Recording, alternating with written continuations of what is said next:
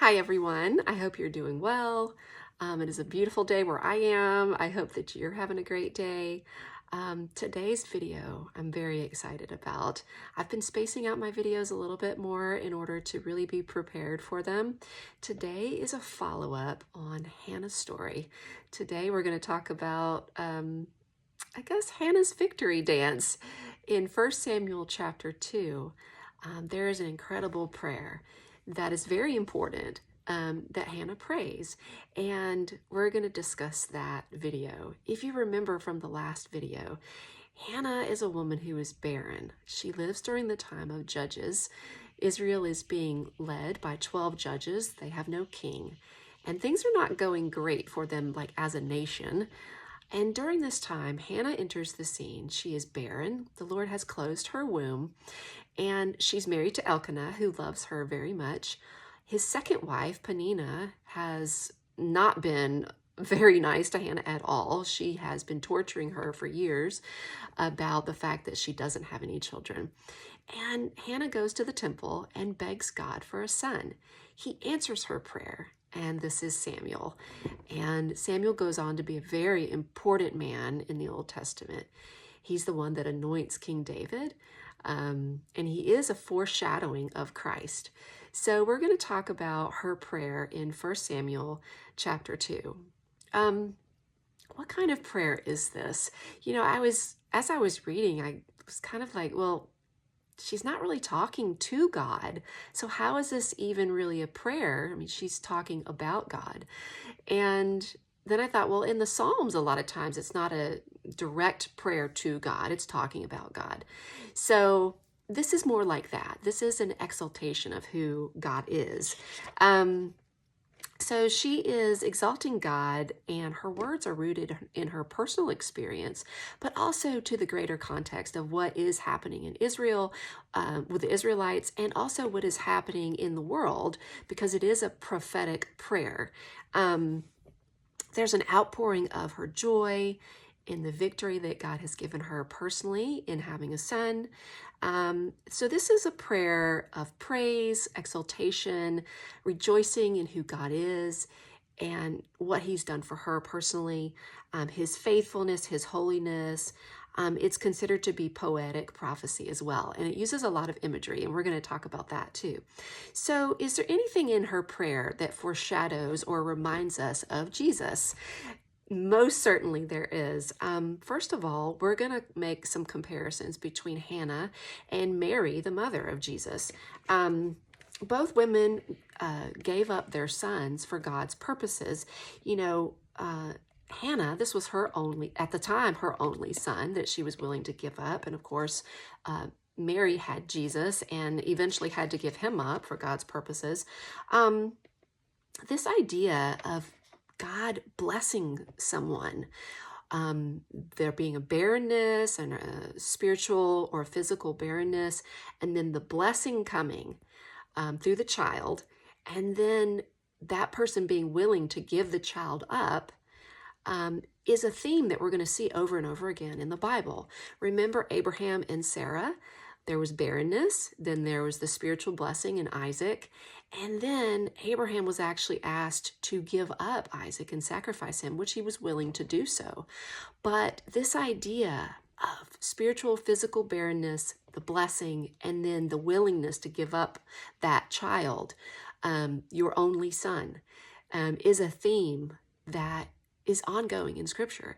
And I believe that that's why Abraham and Hannah were chosen for the roles that they did play, because in some regard, they were willing to give up their only son, just like God was willing to give up his only son. So he picked people whom, he saw something in them. There was something very special about them. The other thing is that just like Hannah, Mary prays this prayer in Luke 1:46 that has a lot of the same themes. Mary would not have had like a written down version of Hannah's prayer, but the oral tradition of her prayer would have been handed down. So Mary would have been very familiar with Hannah's prayer, and a lot of her prayer in Luke echoes what Hannah prayed, and you can go back and study that. So both women were part of this social um, stereotypes and social expectations. Hannah was caught up in the gossip and the social expectation of being a woman that was barren during a time when women were expected to produce sons specifically. And so she was probably the target of much gossip and turmoil in that regard. And in the same way, Mary was also caught up in social expectations. After all, she did have a pregnancy out of wedlock, which I'm sure was really strange for the people around her. She was probably talked about in that way. But in both cases, God intervened and brought about life and new promise with a little completely innocent and dependent baby who would then become very powerful and important in God's agenda, in God's narrative. So even though these women are 1,000 years apart, their stories are connected, and both of their stories represent God's power, his promises, and his ultimate will. So we're going to go through Hannah's prayer kind of verse by verse. I love doing this because it helps me just dig deeper. I hope that you do too. I hope you don't just glaze over it. So she says, my heart exults in the Lord. That is chapter 2, verse 1. She says, my heart exults in the Lord. That word exalt means to triumph or rejoice exceedingly. So she says, my heart exalts in the Lord. That's a private thing. But then she also goes on to say, my horn is exalted in the Lord. That's a very public thing. So the horn, like the horn of a ram or the horn of an animal, was a symbol of attack, of power, of dominion, of victory. So she says, my heart exalts in the Lord, but also publicly, I have been exalted too. My horn is exalted in the Lord, not just in of myself, but in the Lord. She says, my mouth speaks boldly against my enemies. And I thought about that. In the beginning of Hannah's story, it doesn't really say that she said anything to Peninnah. Go back and read it. It doesn't say that she had any kind of verbal confrontation with Peninnah. And yet here it says that she speaks boldly against her enemies. So did Hannah change? Was her situation changed so much that she received this great boldness from God to speak against her enemies? She says, because I rejoice in your salvation. She gives credit to God for her situation, for his salvation. It wasn't something that she did anything to change her situation. But she uses that word salvation. What does that mean when she says that she praises him for the salvation? I don't really understand that, because how does having a child, how is that her salvation? Well, you could think of it as that, she was very low because of her barrenness and that God saved her and raised her up. But you could also look at that word salvation, that this is a foreshadowing of how Samuel would be the beginning, her son Samuel would be the beginning of the salvation of Israel. In other words, his birth was the beginning of a turn in the nation of Israel. Also, you could say that this was a prophecy about Jesus, that ultimately Jesus would be our salvation. She goes on and she says, there is no one holy like the Lord. There is no one beside you, nor is there any rock like our God. This is something that's very common in the scriptures. It's called repetitive parallelism. And it's basically, she's just saying the same thing 3 different ways. She really wants to drive home the fact that there is no one like our God. And if you read Psalm 18, 1 through 3, David's prayer, he says, I love you, O Lord, my strength. The Lord is my rock and my fortress and my deliverer, my God, my rock in whom I take refuge, my shield and the horn of my salvation, my stronghold. I call upon the Lord who is worthy to be praised, and I am saved from my enemies. So a lot of those same elements are in David's prayer, where he talks about the horn, he talks about salvation, he talks about how God is to be praised, how God is the rock in whom he takes refuge. And this was written a lot later. So a lot of the same elements. So even though not talking to God, talking about God, it is still considered to be a very powerful prayer. So this idea of God being our rock, I really grabbed onto this, and I hope you will too.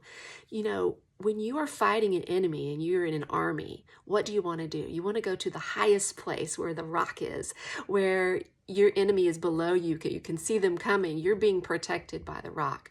So that is this imagery that Hannah is using, that God is her rock. He is her immovable strength, her refuge, her fortress, stability.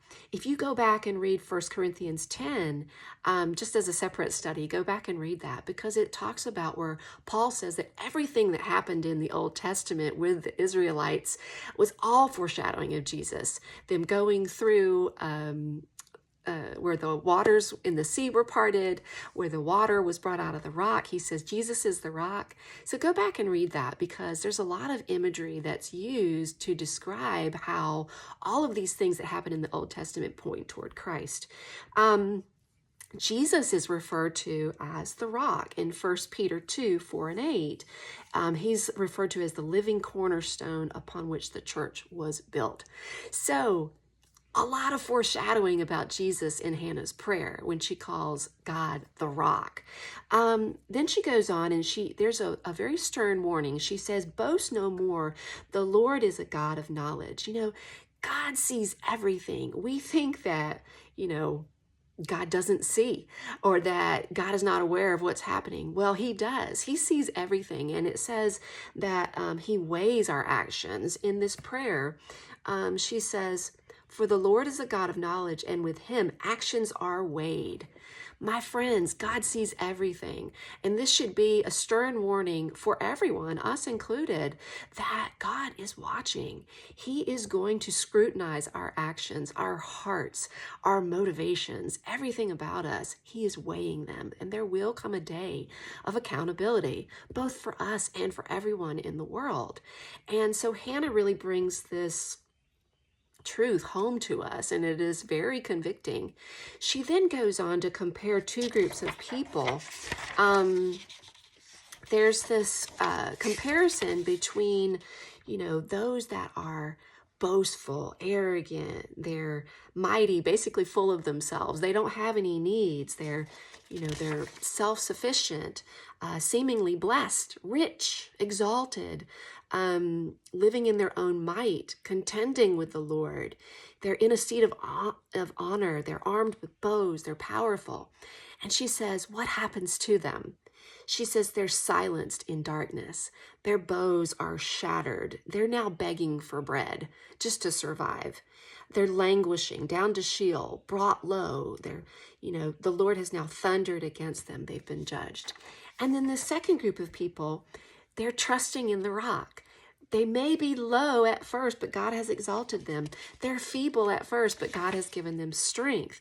They're barren, but now they have 7 children, dead, but now alive, raised up. They were poor, but now they're rich, low, but now exalted out of the dust, been raised up off of the ash heap, now sitting with nobles in a seat of honor. God is keeping their feet and giving them strength and exalting them. So there's this comparison from that verse on to the end of her prayer. These two groups of people are being compared. And, I know which group I want to be in. But her prayer uses a lot of imagery. It says that the bows have been shattered. Think about if you are in battle and your only source of wounding your enemy or defending yourself is a bow and arrow. Well, it says the bow has been shattered. Not the arrows, the bow itself. So they are completely powerless to do anything. They are no longer mighty. Hannah felt the arrows of torment from her rival, Peninnah. I'm sure every barb, every comment that Peninnah made against Hannah's barrenness was like a dagger, like an arrow to her heart. And she now says, the bows have been shattered. You can't hurt me anymore. God has answered my prayer. God is on my side. He has been my defense. He's been my rock. She talks about hunger, that those who were full are now begging for bread. In our society, where I live, in this nice house, in my nice car, in my nice neighborhood, there's not a lot of hunger. But in this time, and even now, in certain places of our country, in certain places in the world, there's great hunger. So this idea of being hungry and full, being hungry and now you're full, or the opposite, being full and now you're begging for bread just to even survive, was a very real concept. She says even the barren now has 7 children, right? So that number 7 is a symbol of perfection. If you read in the Bible, the number 7 appears again and again and again, and it represents the completeness, the wholeness, the perfection. So Hannah says, even the barren has 7, gives birth to 7. So this is just a way of Hannah saying that God has completely reversed her situation. It wasn't like he just blessed her a little bit and said, okay, since you've begged me, I'll just give you 1 child. I'll just bless you a little bit. No, he has completely turned her situation around. She's whole. She has been made whole. So she says that even though the barren has given birth to 7, the person with lots of children now languishes. And then right after that, it talks about how the Lord kills and makes alive. There is a verbal, an oral tradition that says, for every one of Hannah's children that were born, Peninnah buried 2. I don't know if that happened or not, but that is the oral tradition of the Midrash. So she also says that in people that are in the dust or the ash heap have been, made high again, been exalted. So in Hebrew, the word ash heap literally means garbage heap or dung hill. So think about how low you have to be sitting or living in a mountain of garbage or dung. You couldn't get any lower than that. And yet it says, he raises the poor from the dust. He lifts the needy from the ash heap to make them sit with nobles and inherit a seat of honor. So again, she's just saying, God can turn it around, right? In Isaiah 61:3, it says, the crown of beauty for ashes. So this idea of being in the ash heap, and then being exalted is something that we see throughout the Bible. So God has completely changed Hannah's situation, but she's recognizing the broader context of what is happening in the nation of Israel as well. It says he keeps the feet of his godly ones. He is with you every step of the way, guiding you and protecting you, making you go the right way, guiding you as you go the right way. It says the wicked ones are silenced in darkness. God silences those that contend with him. All of our might and personal power mean nothing compared to the power of God. It says the Lord will judge the ends of the earth. The Lord is established as judge and as king. And again, like we said before, this is the first time that word anointed or king, not king, but anointed, is used in reference to the coming of the Messiah. So this is the first mention of the anointed in a prophecy, a very explicit prophecy about Jesus. So her prayer is prophetic. It's poetic. Her prayer is prophetic because it talks about this king who in the near term would be King David, but in the far future would be Jesus Christ himself. So ultimately, Jesus Christ, at the end of her prayer, we see Jesus is King, anointed, Messiah, and Christ. And so that's amazing. So this is kind of a long video, I apologize, but what can we learn and what can we put into our own lives based on Hannah's prayer? Well, include all of these elements in your own prayers and thoughts and verbalizations about God. Praise of God for how he's intervened in your life and how he's intervening in the world. Vocalizing his character, reminding yourself of who God is and what he has done and what he will do. Reaffirm who God is to you. So what I did, and maybe you guys can follow my example on this, I took this prayer and I kind of rewrote it in my own words in a more modern way. I say, because of the Lord, my heart is strong. Because of the Lord, I am mighty. Because of the Lord, I am bold in speaking the truth against my enemies and the enemies of God. There is no one like my God, my Lord, who has been my stronghold in times of trouble, never let me down, has always stood by my side. Hey, all you people out there thinking that you are raging against God and against his truth, be quiet. God is alive and he sees you. He sees me and he will not be mocked. My God is able to turn everything on its head and change our situation. He is the one in charge, not us. Don't get confidence from your big houses, your money, your nice car, because those things can be gone in an instant. They can turn around. There is an authority in this world, and he is Jesus. God has decided Jesus is king. So I hope that you will write out your own prayers and use this victory dance, this victory lap of Hannah to inspire you to write your own prayer to God. I love you guys. I'll see you in the next video.